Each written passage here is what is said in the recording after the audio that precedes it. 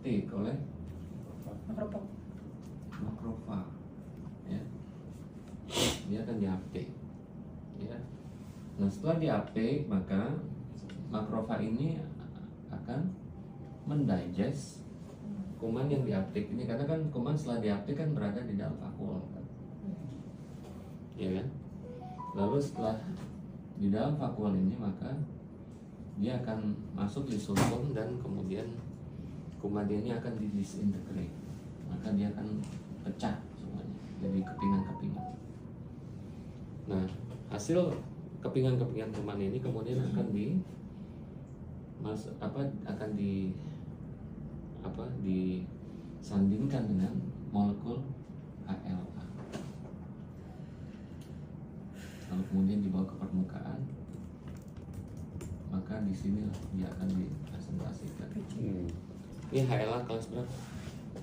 1. No, HLA kelas 2 dong, karena ini ada di antigen presenting cells. Kalau HLA kelas 1 itu ada di sel normal. Ya. Nah, terus kemudian apa yang terjadi? Maka si macrophages ini atau dendritic cell, pokoknya semua yang bersifat sebagai antigen presenting cells ini akan masuk ke lymph node.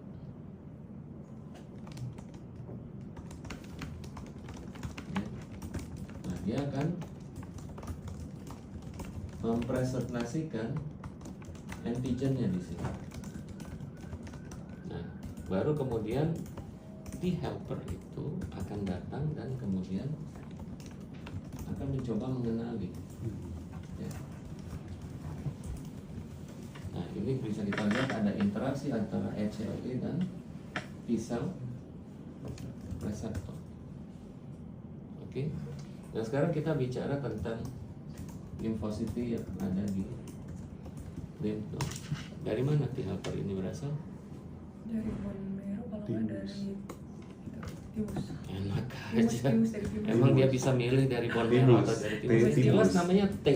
Timus. T itu artinya thymus. Timus. Ya. Dia dari thymus. Nah, ada apa di thymus? Tahu nggak? Ada apa di thymus? Ada Sekolah. Hah? Ada sekolah. sel imun. Oh, ada SD ini. Apa maksudnya sekolah? Jadi di situ dimana naik sel. Kamu harus belajar tentang Sekolah. Differentiation. ada yang disebut sebagai T cell receptor. Kamu harus belajar. T cell receptor bentuknya seperti ini, ya. Dan dia hanya mengikat protein yang spesifik based on apa? Konfigurasi. Konformasi atau bentuk groove pada T cell receptor ini didesain by susunan asam amino. Makanya selain dia bisa mengikat antigen yang spesifik misalnya, ini bukan hanya berdasarkan struktur groove ini, tapi juga dengan adanya struktur asam amino itu maka ada isoelektriknya. Maka di sini kita berbicara tentang affinity dan avidity.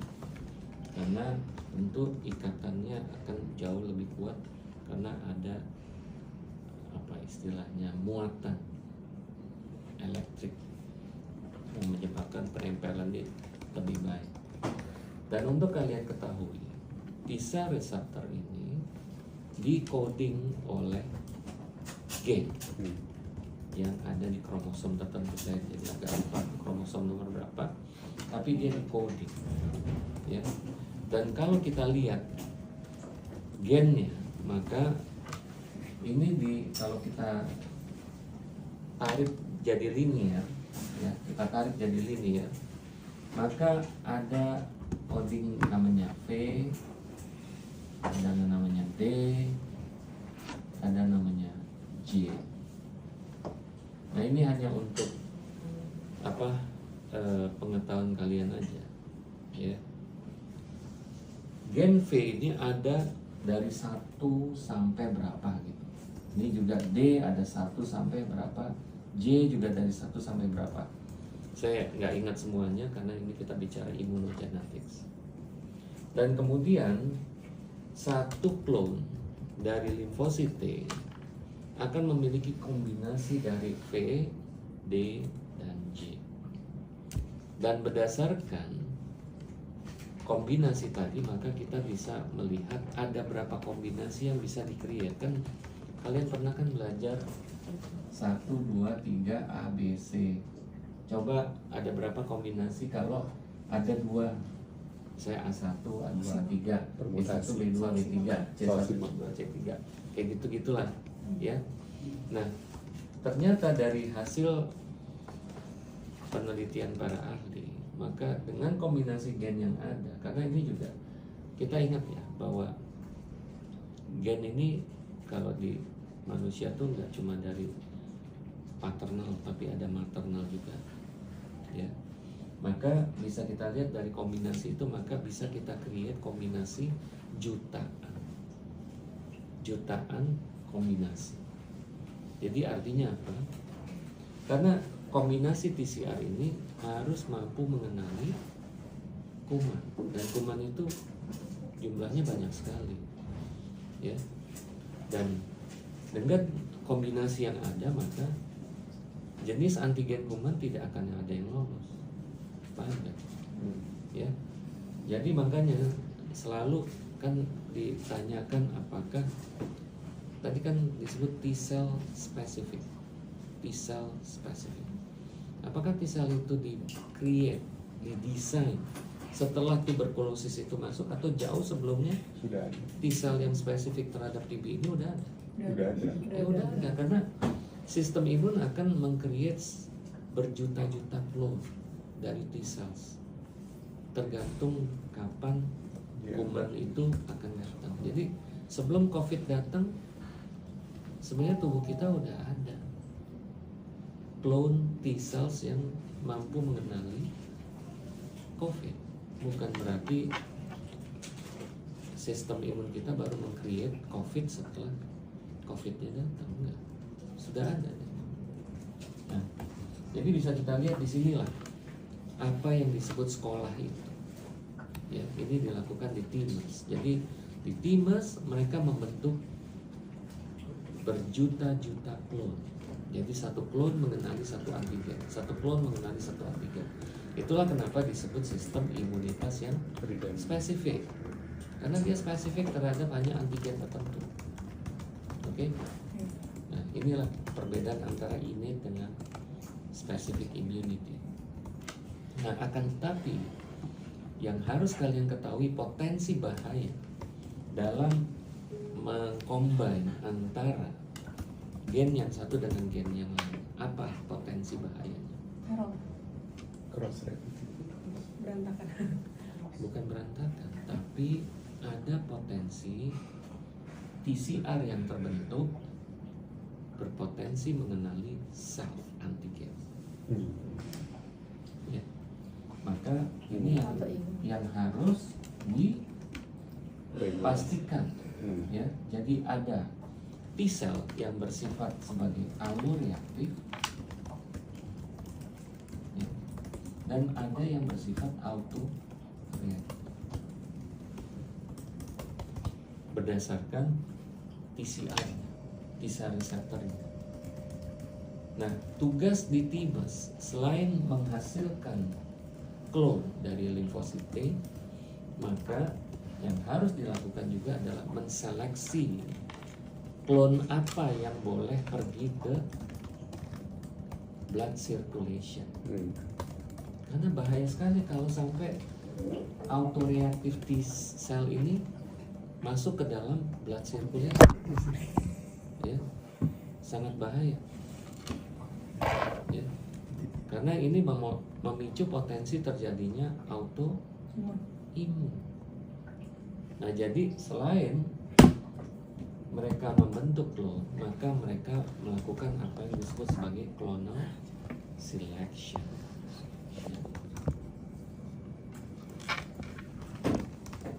Ya, saya nggak akan terlampau banyak untuk menjelaskan ini. Karena clonal selection sendiri ada yang disebut sebagai positive clonal selection dan negative clonal selection. Tapi at the end of the day, bahwa mereka ingin menjamin bahwa hanya alur reaktif PCR saja yang masuk dan kemudian akan mencoba untuk mengenali antigen yang dipresenting oleh macrophages atau dendritic cells. Ya. Nah, di sini apa yang terjadi dalam komunikasi ini sebenarnya? Ini kan yang tadi T helper ini tadi si Sally bilang ini masih T helper yang sifatnya naik.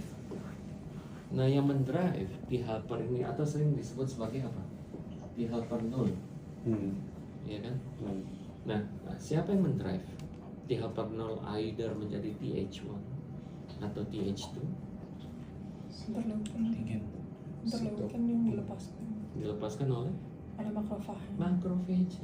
Jadi bukan dia, tapi cytokines yang dilepaskan oleh macrophages ini akan mendrive ya si T helper ini apakah dia akan berdiferensiasi menjadi TH1 atau TH2. Itu yang pertama.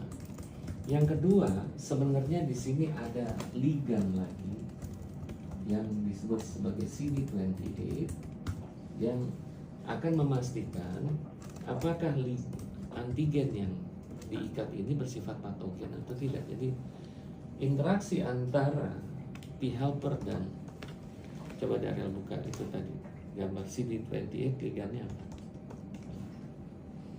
Tadi yang komunikasi antara T helper dengan ini.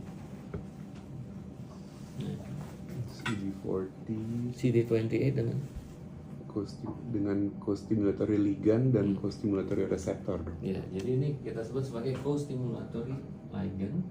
Ini sangat penting co-stimulatory ligand ini karena dia mengkonfirmasi pada sel T bahwa ini antigen yang dipresentingkan itu adalah patogen. Ini adalah self control.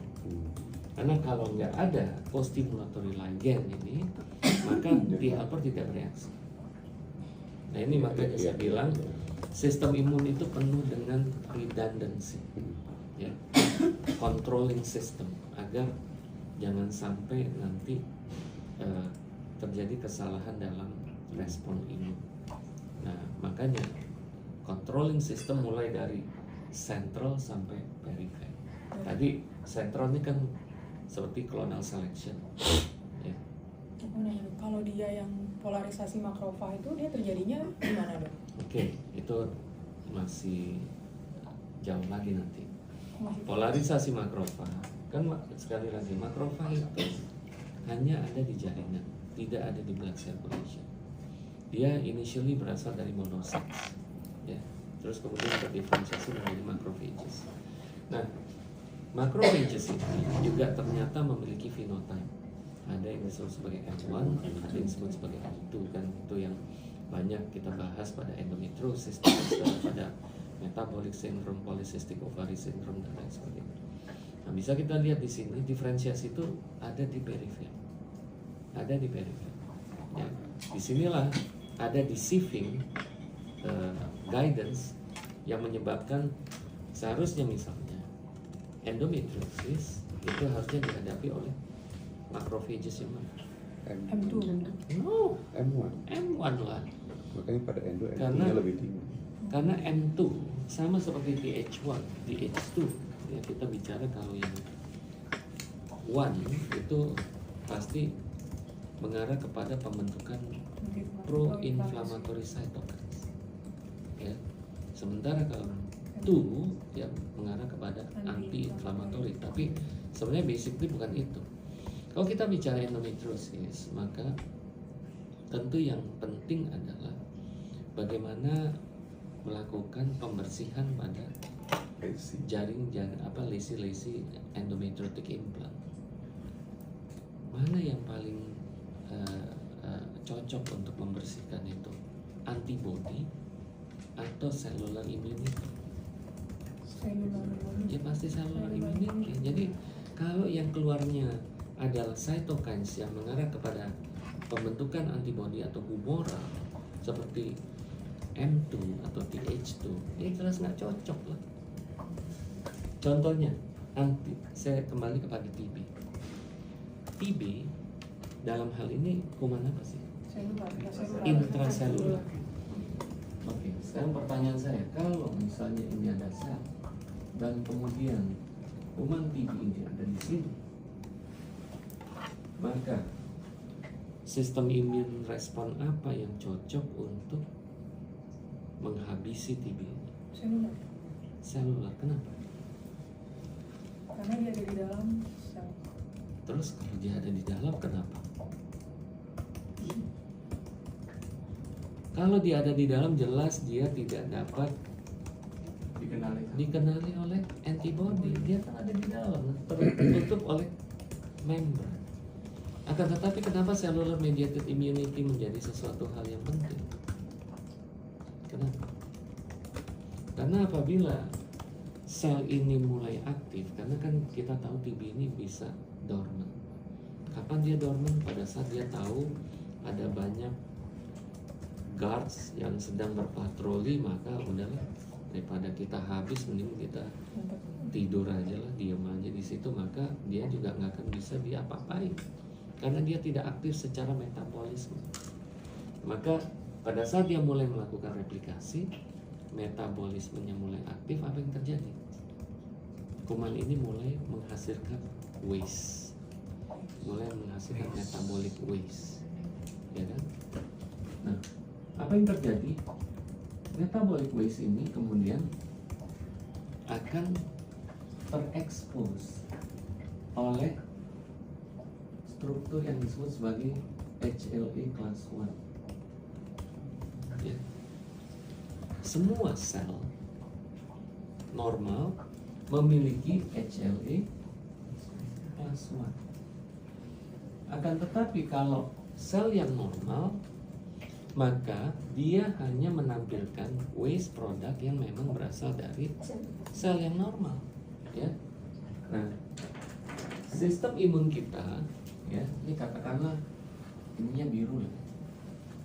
Nah, sistem imun kita sudah mengetahui kalau antigen yang dipresentasikan biru, maka itu pasti sel yang normal, nggak akan diserang selnya, ya. Nah, pada saat dia mempresentasikan antigen yang berbeda dengan apa yang ada, maka sistem imun kita akan mengenalinya melalui siapa?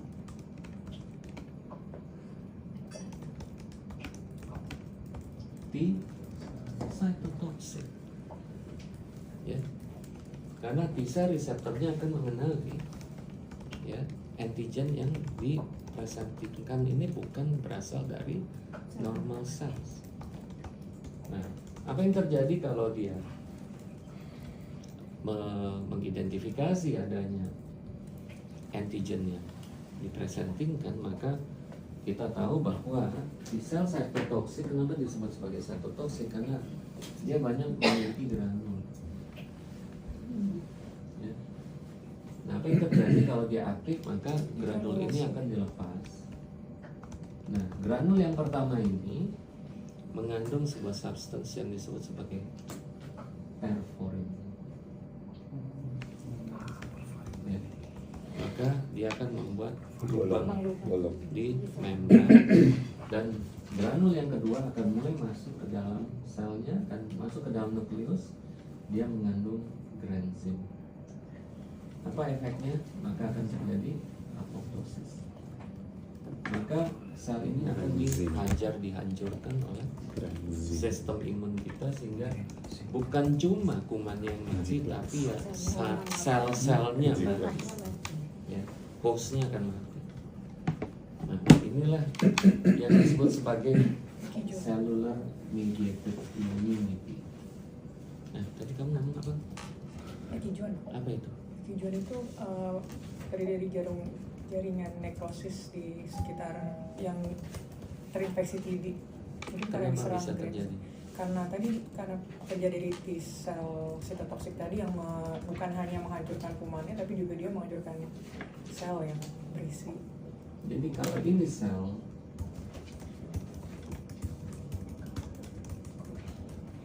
katakanlah dia terinfeksi,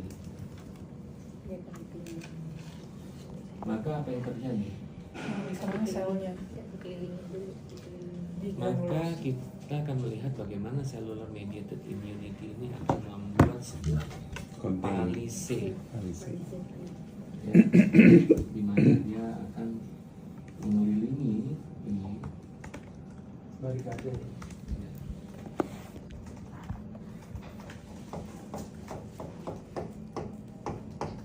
Dan ini akan menyebabkan putusnya mata rantai nutrisi dan lain sebagainya. Maka sel ini akan hancur dan terbentuklah jaringan nekrotik ini. Palisadnya itu dari sel apa? Sel macrophages. Masuk ke pregnancy. Macrophage. Ya, makanya kita lihat ada palisade. Ya, dan kehancuran di sini yang kita sebut perkinjuan.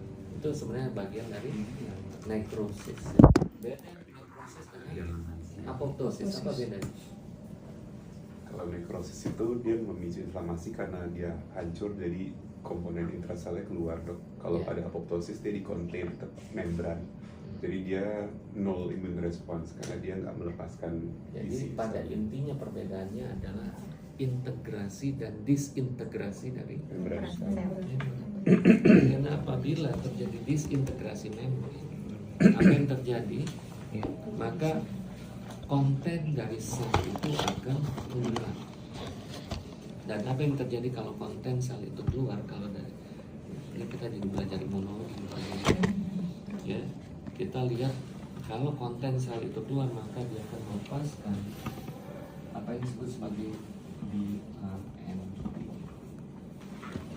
Dan damage associated molecule protein. Ya, bisa ada yang danger associated molecule pattern, ya, yang ini basically akan berisikan cytokine pro-inflamasi, dan ini akan semakin menginvite sel imun untuk datang ke daerah yang mengalami nekrosis itu. Itulah kenapa ada beda antara apoptosis dan nekrosis in terms of the immune system. Jadi apoptosis sengaja mematikan sel tanpa harus menginisiasi sebuah respon imun karena integrasi membran tidak akan terganggu.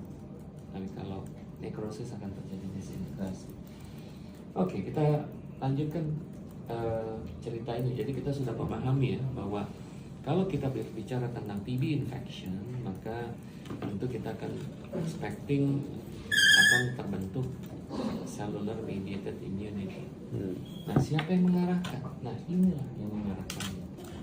Jadi setelah ada intimate communication antara antigen presenting cells dengan naive T helper di lymph node, maka T helper ini tahu apa yang harus dia lakukan.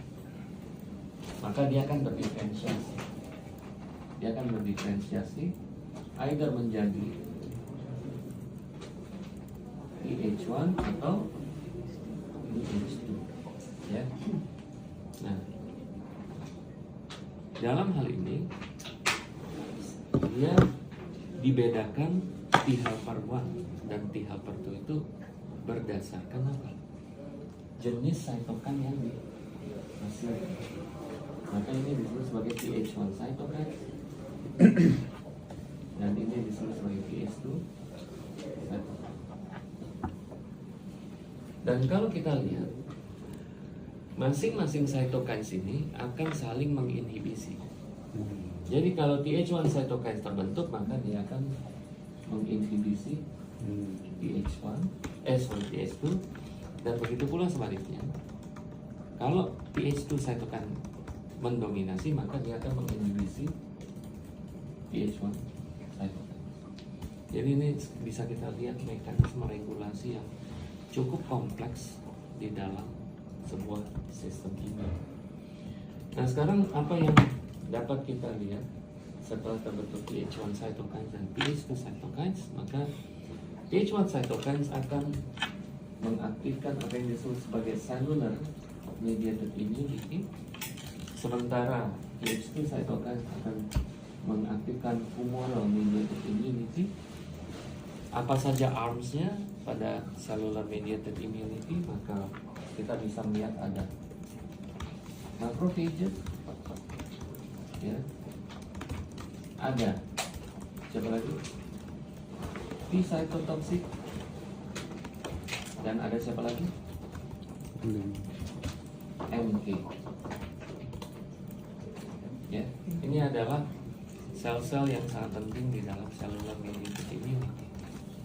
Sementara kalau humoral mediated immunity, maka dia akan mengaktifkan B cells berdiferensiasi menjadi Plasma. plasma cells dan kemudian terbentuk antibody.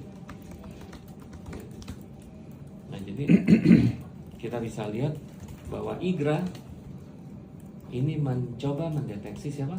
Interferon gamma yang dihasilkan oleh Interferon gamma, ya, yang dihasilkan oleh sel Tipe satu. spesifik Yang- mengenali mitokondria tadi. Jadi memang interferon gamma ya adalah merupakan salah satu bentuk cytokines yang berasal dari TH1 ya. Kan ada interferon gamma, ada TNF alpha di sini.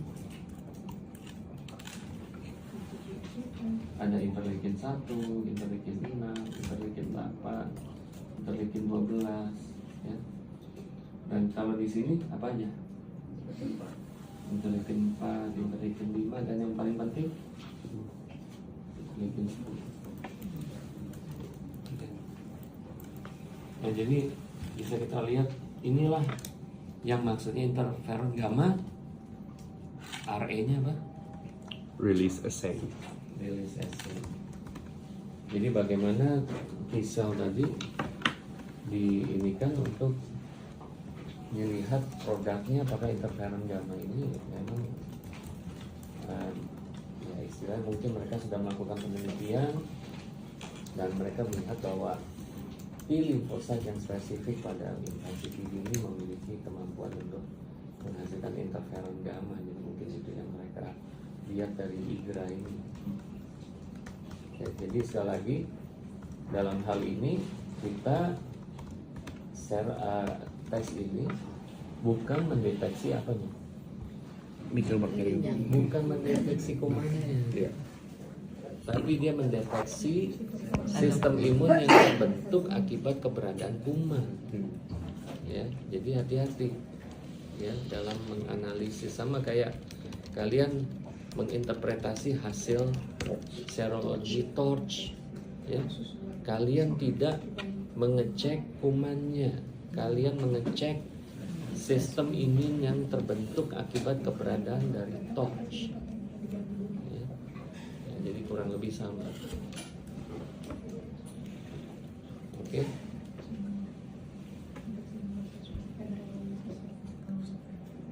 Nah, jadi IGRA-nya apa hasilnya? Positif. Nah, tapi kan kita nggak pernah ngecek keberadaan Mycobacterium kan? Nggak ada kan? Kenapa?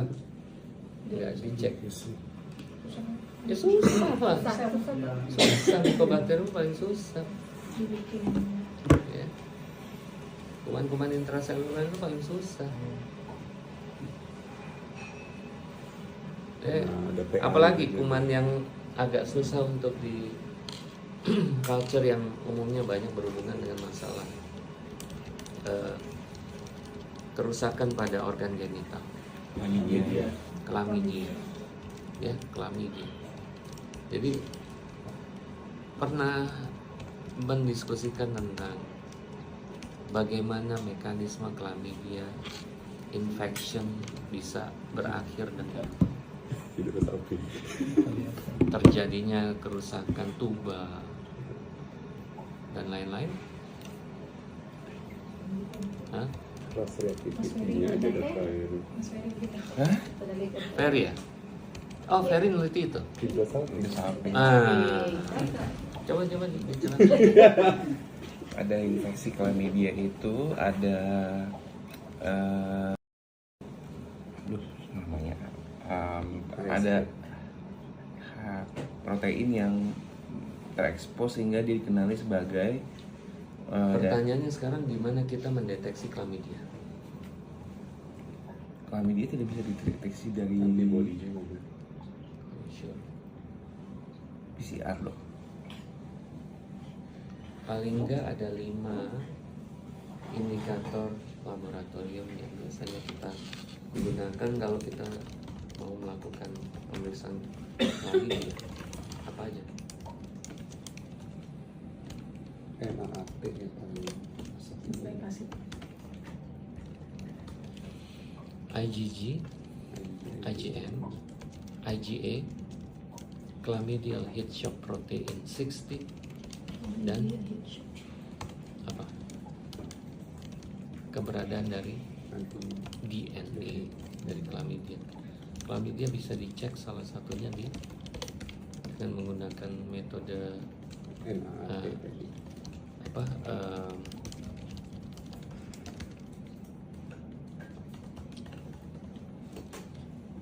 Saya lupa, kalau nggak salah real time PCR dengan mengkoleksi urin. Ya. Nah jadi kalau kita mau ngetes infeksi chlamydia itu nggak mudah, kultur nggak mungkin. Ya makanya digunakan tadi IgM, IgG, IgA, chlamydia itu IgA. IgA. Iyalah, Basic. A is Iya.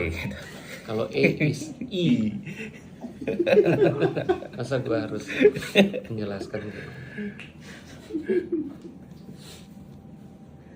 Ya jadi kira-kira itu.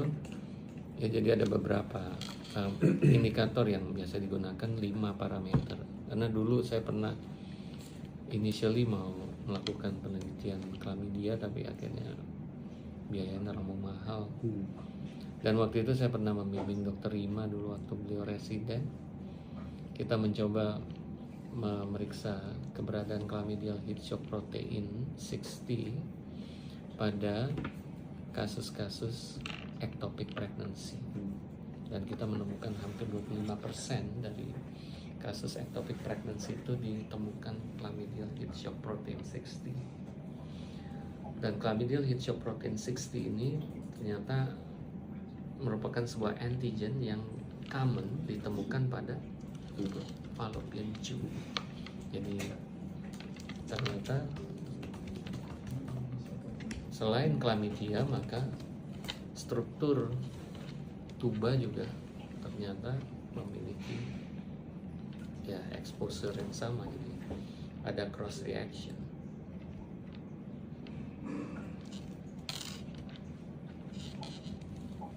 Jadi harusnya kalian juga mulai memahami apa yang terjadi dengan infeksi chlamydia.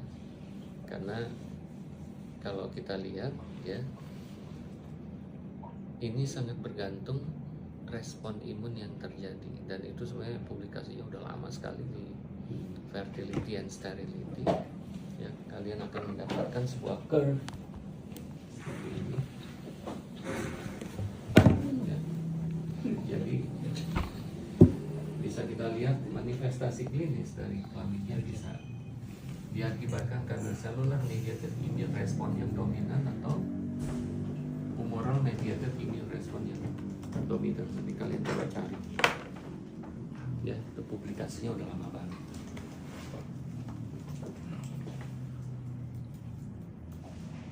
Karena kalian sering ngomong-ngomong tentang hydrosalpin. Nah ini kalian menganggap itu sebagai konsekuensi dari infeksi apa dan gimana mekanismenya sehingga terjadi hydrosalpin. Nah, sekarang kita ngomong bagaimana mekanismenya. Ya. Oke.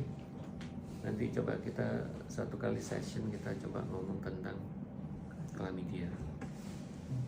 Ya. Nah ini seringkali disebut-sebut chlamydia, tapi kalau in details kita ternyata nggak terlalu memahami.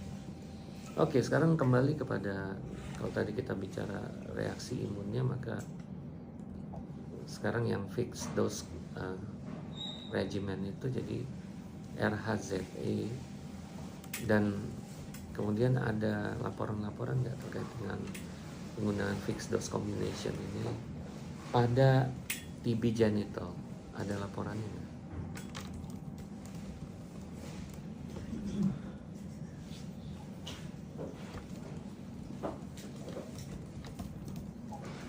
Nanti lain kali 1 hari sebelum endo meeting tolong di brief ada kasus apa, sehingga saya juga bisa mencoba mereview ya, dan mungkin moderatornya juga mereview nih kira-kira apa yang mungkin kita harus highlight dari diskusinya. Saya kemarin nggak punya bayangan kasus apa karena dimintanya juga mendadak.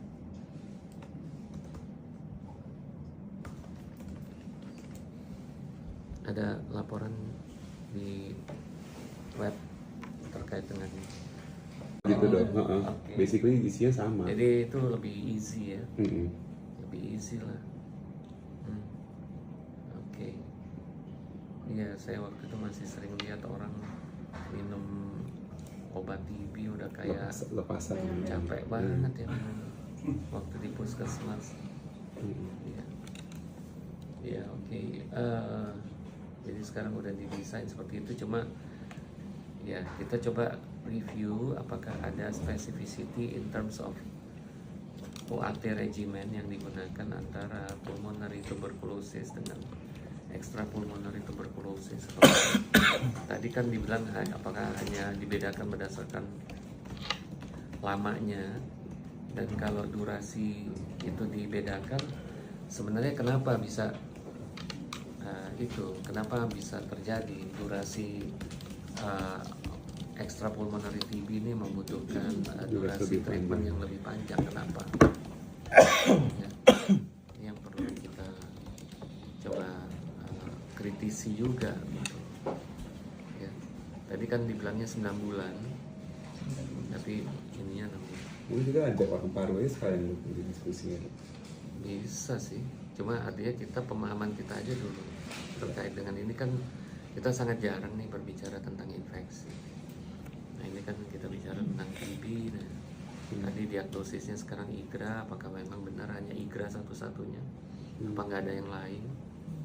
Ya tadi histologi tentu kita expecting adanya sebuah proses perkijuan, tapi tadi malah ketemunya apa?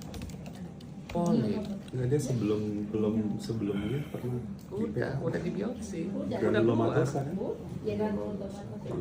Iya. Granulomatosa Ada sama granulomatosanya. dan polip Dan endometrium, makanya bingung namanya jadi polip endometrium. Dia semua infeksi dia kan bilang granulomatosa biasanya dok, kayak kemarin ada bukan semua infeksi sih, kayak peradangan.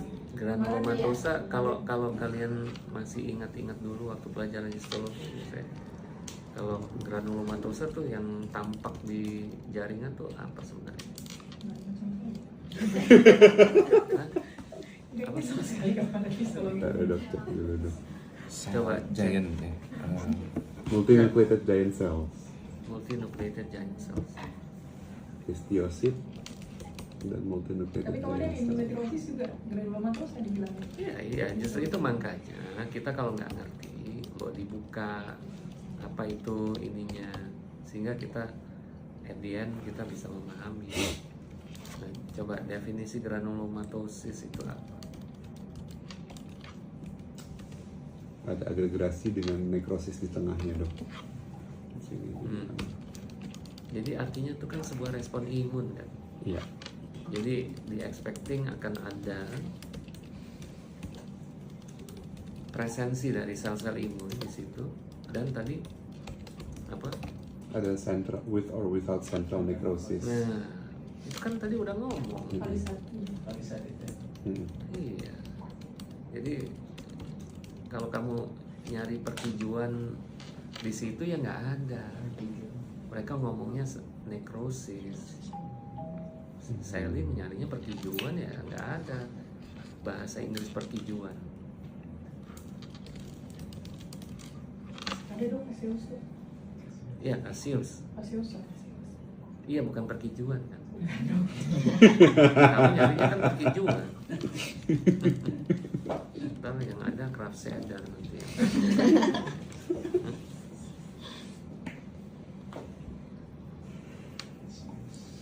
Ya oke.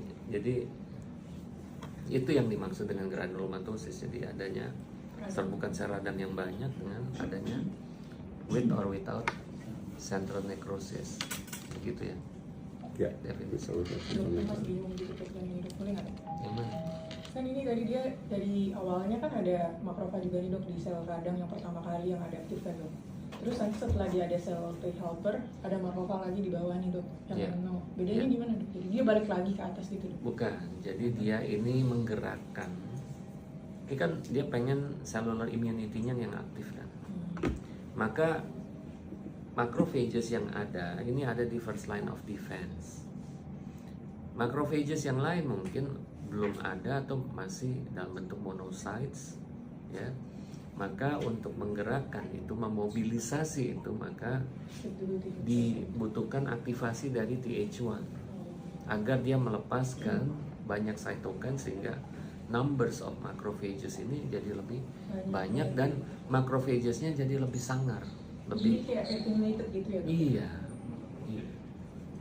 seperti itu. Jadi fungsi, jadi bukan cuma numbers tapi juga fungsi dari macrophages ini menjadi lebih kuat, lebih efektif gitu. Ya, kira-kira demikian.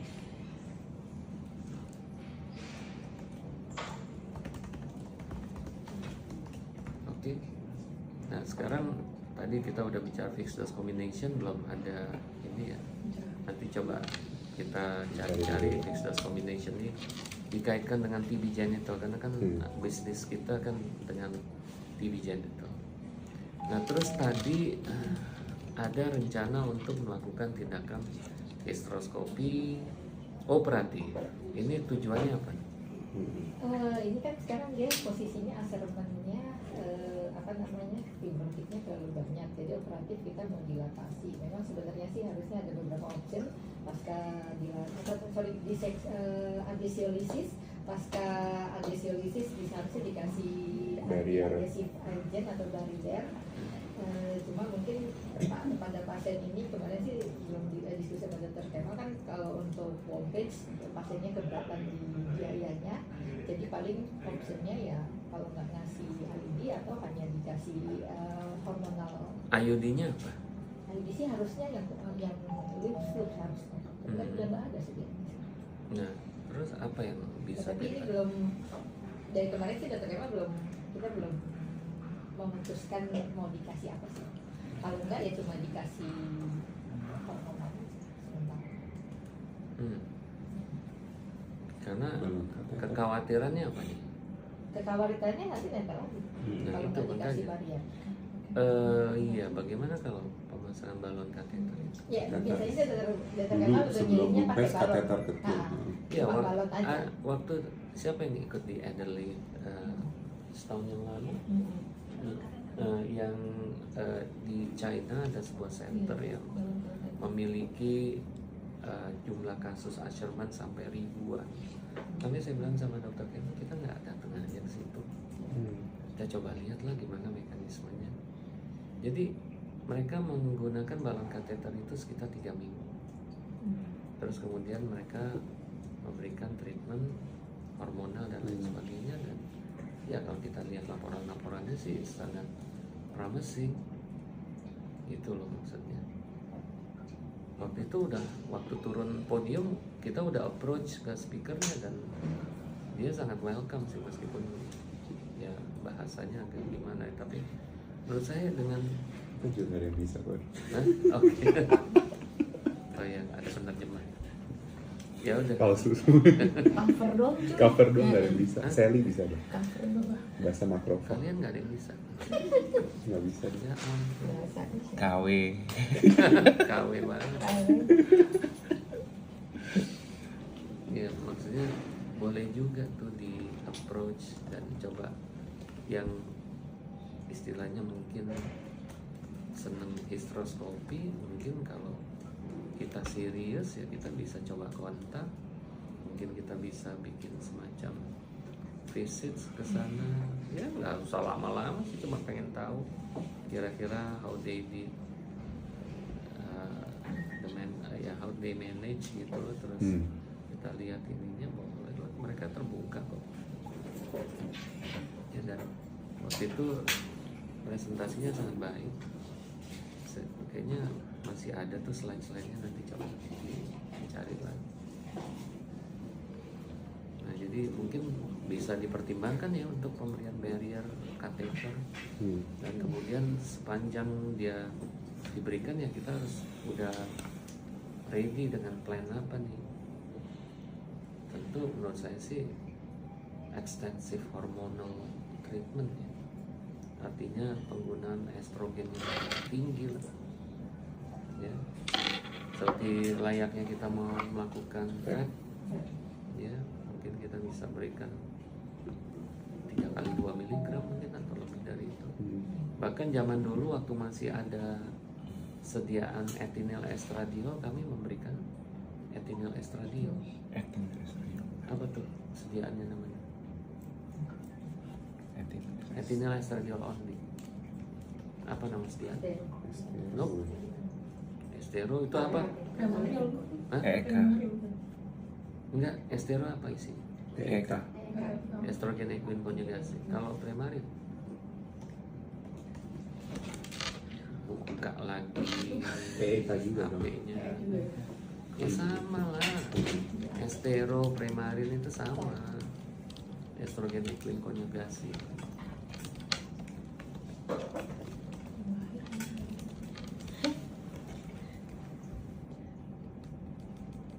Kalau ternyata sediaannya kalian cuma punya estero atau karena kalian terafiliasi dengan estero, kalian mau kasih berapa dosisnya? Pada HRT dong. Enggak, ini pada Pada ini. upaya untuk memproliferasi endometrium. Kan tadi frozen embryo transfer pada artificial cycle kan biasanya mereka sering gunakan fixed dose 3 kali 2 minimal. Nah itu equality-nya gimana? Estradiol ini ya. Ada estradiol, estrogen equivalence. Nah, kita bicara ekuivalen kan? Iya. Sediaan per tablet dari estrogen equine konjugasi berapa? 0,625. 0,625. Oke.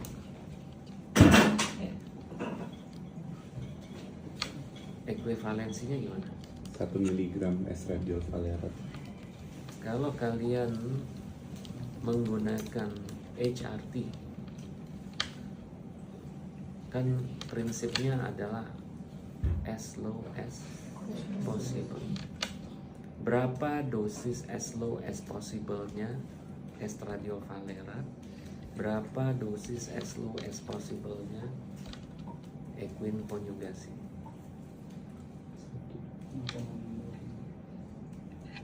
Itu udah dituliskan oleh Prof. Muharram di guidelines PERMI. Awas aja nanti di ujian nasional nggak bisa jawab. Untuk yang estero. jangan ngomong estero lah ya. 0,3 mg untuk estrogen equine konjugasi. Dan berapa kalau di valerat? Enggak, salah. Ini 0,5 berarti. Ya 0,5. Ya. 0,5. Nah, disitulah ekuivalensi ini bisa dihitung.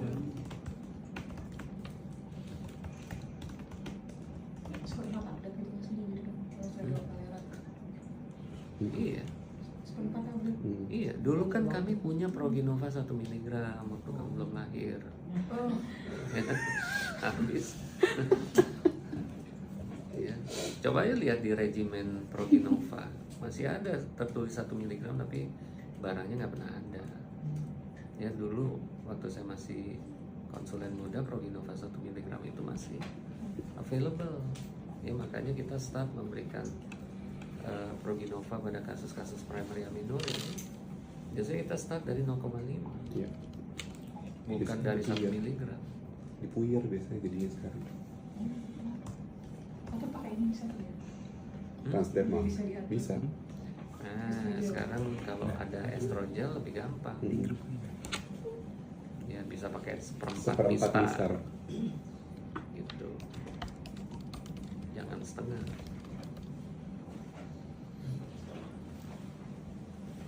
Ya, Ya, nanti kalian coba kalkulasi itu, ya.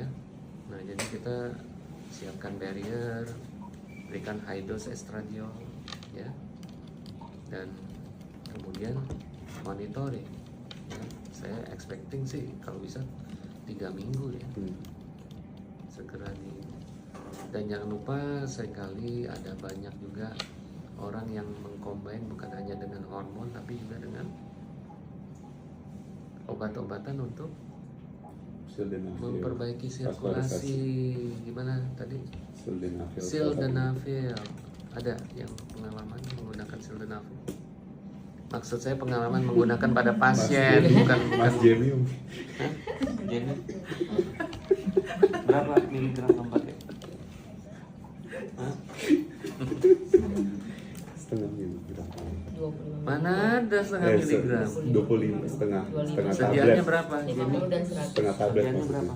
Kalau 50 dan sildenafil. 100. Udah biasa beli kok. 50 dan 100 dong. 50 dan 100 Iya, miligram. setengah tablet. Jadi biasanya kita berikan berapa? 25 sampai 100 mg. 25 miligram. Apa rute terbaik sebenarnya? Vagina. Vaginal. Ya. Jadi sebenarnya rute terbaik untuk memberikan sildenafil untuk memperbaiki vaskularisasi sebenarnya ada vaginal. Cuma nggak tahu ya dengan bentuk tablet itu ditaruh di vagina tuh efektif atau enggak. Apa deh? Tablet sildenafil itu kalau kita langsung Dilatasi dulu directly taruh di vagina tuh, hah? Meleleh. Pasien-pasien nggak ada yang ngeluh keluar gitu kan? Nggak ada. Dia masuk. Oh ya sudah, coba aja. Oh ada pengalaman juga Cynthia. Iya dong. Tapi Ada efek emang. Tanya tuh, coba dulu ada efeknya nggak ya? Tapi meta-analisisnya sih nggak ini sih dok. Meta-analisis buatin endometriumnya nggak kuat untuk Nggak kuat ya. saya. Ya meta analisis pasti seperti itu. Tapi ini kan base-nya on teori. Ya. Nah selain memperbaiki sirkulasi, seringkali kita juga memberikan banyak antioksidan ya untuk apalagi ini kan dasarnya kan inflamasi. Jadi seringkali daerah-daerah inflamasi itu banyak sel-sel imun yang melepaskan reaktif oksidan species dan ini tentu harus dinetralisir dengan antioksidan. Maka ada baiknya kita juga memberikan antioksidan pada kasus-kasus seperti ini. Jadi pada kasus ini post tindakan mungkin kita expecting kita akan memberikan high dose estradiol. Kalau disetujui kita bisa memberikan sildenafil per vaginal dan pemberian antioksidan. Ya, terus kita coba follow up dalam waktu 3 minggu. Nah, terakhir tadi Sita nyebut-nyebut womb patch. Sayang Fitrinya nggak ada. Yang kalian pahami dari womb patch itu apa? Kemarin kan udah dengar kan waktu ujian. Gimana prinsipnya sebenarnya? Prinsipnya apa sih? Di Wombpatch itu kan dari satu tabungan itu kan masih ada stem cell yang dari Bukannya mereka bikin aselular? Nah, jadi dia 2 tahap mbak. Jadi yang womb patch awal tuh hanya lapisan amnionnya saja, aselular. Jadi yang pertama kali dipasang tuh hanya barrier saja sebetulnya. Prinsipal initial 2 to 3 weeks-nya, terus dia sambil kultur. Kalau mau, kemudian dia akan menjadi seperti media scaffoldnya buat ditanam selnya lagi. Baru itu dipasang. Sel apa yang diambil? Endometrial MS, stem cell. endometrial Iya, stem jadi cell. artinya endometrium ya kan Mm-mm. diambil. jadi kan dari biopsi endometrium. Biopsi awalnya. Nah ini kan orang ini nggak ada endometrium ya. Iya. Jadi Jadi biasanya kalau ketemunya fibroblast dari mereka kan bilang dok ini kalau lebih banyak fibroblastnya dibandingin mesenchymal stem cellsnya gitu. bagaimana mereka bisa mendeteksi apakah yang dikultur ini fibroblast atau akan keluar sebagai mesenchymal stem cells? Sebenarnya kan mereka bertujuan untuk menseedingnya dengan apa? Dengan fibroblast atau dengan MSK, mesenchymal. dengan mesenchymal stem cells? Iya. Pertanyaannya adalah kalau tujuannya mesenchymal stem cells, sebenarnya ada nggak cara yang terbaik untuk mendapatkan mesenchymal stem cells? Donor. Donor.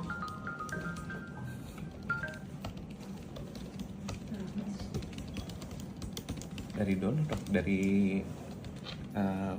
umbilical tissue stem cell. Umbilical apa? Apa? Umbilical cord stem cell. Kalau kita ngambil dari cord blood, Bukan cord blood, Dok. itu yang ketemu malah hematopoietik, bukan mesenchymal. Dari cord-nya ya, talinya ya. Apanya? Dari Kita sebut jaringan. sebagai apa? Wonten. Wharton jelly. Bukan. Oh,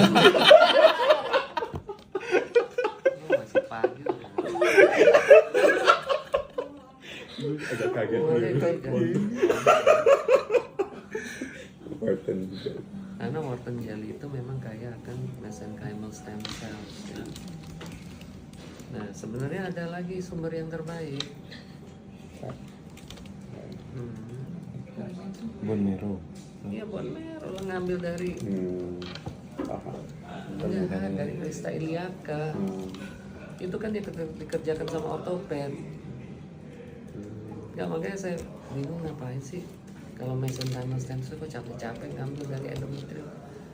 Jumlahnya masalahnya. Ya kalau kita mau melakukan cellular therapy menggunakan stem cells, maka dosis sel itu menjadi sesuatu hal yang sangat penting. Ya. Dan tentu kita sadar bahwa pada saat mendapatkan stem cells itu jumlahnya tidak akan cukup. Jadi apa yang harus dilakukan? Expand kan? Nah, masalahnya apa konsekuensi kalau stem cell itu di-expand? Apa yang bakal terjadi? Diferensiasi itu. Diferensiasi. Ya. Dan kadang-kadang diferensiasinya tidak sejalan dengan apa yang kita inginkan. Makanya biasanya di dalam lab culture itu kalau kita melakukan kultur stem cell, maka kita harus menilai dari berapa passage yang bisa dilakukan sebelum kita gunakan. Tanpa stem cell itu sudah mulai berdiferensiasi. Ya. Karena tricky, banyak hal terkait dengan masalah melakukan culturing ini buat para trainee yang mungkin mau melakukan studi biomolekuler di kultur itu harus tahu bahwa ada banyak hal yang seringkali kita hadapi dalam kultur, terutama stem cell ya. Bukan hanya terkait dengan masa kontaminasi, tapi ini stem cell ini penting karena stem cell ini nantinya akan digunakan entah selnya entah sekretomnya, karena dengan dia melakukan kita lakukan passage maka dia akan melepaskan banyak sekali sekretom. Nah ini yang seringkali orang lebih prefer menggunakan itu daripada cellular terapinya, jadi produk-produknya yang dipakai. Nah jadi dalam hal ini kenapa nggak ngambil MSC yang dari bone aja ya, terus kemudian dikultur dan kemudian di seeding, di scaffold, baru kemudian dikembalikan ke sana. Nah sebenarnya amniotic membrane sendiri kan sebenarnya punya potensi juga sih untuk meregenerate, cuma nggak tahu ya. Sekarang mereka lebih senang menggunakan amniotic membrane ini hanya sekedar untuk sebagai membrane, ya, untuk mengganti anti barrier tadi, anti adhesive barrier tadi. Oke. Kalau Utrofix itu kan Lumpex itu kan ditaruhnya di Utrofix itu loh. Ya itu kan alat untuk inserternya aja kan. Utrofixnya aja kan sebenarnya bisa ada mechanical barriernya juga loh. Dia kalau dikembang, dia nanti dia dimasukin dia pengembang, dia sebenarnya seperti balon kateter, cuma dirancang sama tim dokter Kemal, dokter Profiko, bentuknya nggak manjang ininya, dok. Sebenarnya itu bisa dicoba, cuma ya lebih ini nggak rigid nggak sih ini Enggak fleksibel, Fleksibel, fleksibel bisa dilipat ke dalam vaginanya Iya, gitu. kalau menurut saya itu mungkin jauh lebih baik daripada kita Balon masang kateter. balon kateter Karena panjang. sampai keluar gitu. Iya. Kalau masalah costnya aja sih dok untuk itu. Oh, masalah. Soalnya untuk si womb patch-nya itu saja Acellular itu 750.000. Neutrofix-nya. Ya, Neutrofix-nya itu 750.000. Timbang dengan mungkin kalau yang nggak di cover, karena ini pasien harus bayar sendiri dok, udah nggak hibah lagi. Ah, ya itu masalahnya. Emang hibahnya cuma dapat berapa orang? Udah selesai penelitiannya soalnya dok, jadi udah nggak ngambil sampel lagi kalau nggak salah. Dan hasilnya? Hasilnya kita tunggu penulisnya.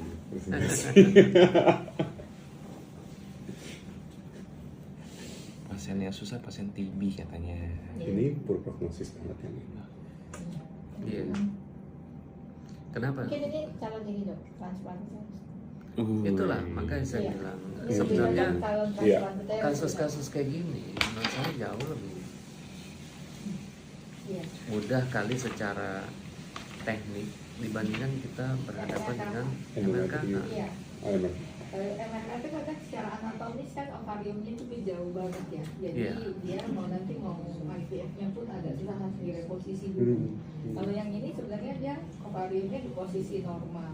Bentuk Bahkan ususnya terpaksa kadang opionya percutaneous. Iya, makanya tapi kalau yang ini kan kalau dokter transplant ovarium yang sebelah kiri jelas masih bagus, kualitasnya masih bagus dengan posisi yang normal, dengan Betul. mungkin posisi pembuluh darahnya pun Betul, normal betul. dibandingin yang MRK. Saya udah ajukan ke tim dan mereka sebenarnya setuju sih untuk mengambil kasus-kasus TB. endometrial factor KRR.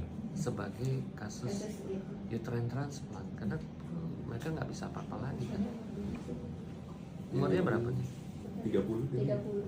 30. Iya kan, sebetulnya. Yang Ibunya penting masih- Pasien Kita ini memang bertanya auki ibunya banget masih sih. Ini 50. Dia tuh pengen hamil soalnya ini susah nih. dan udah menikah. Udah. Nah gini aja. Eno auki. Iya, nanti saya minta data-datanya. Nanti kita coba ajukan lagi ke tim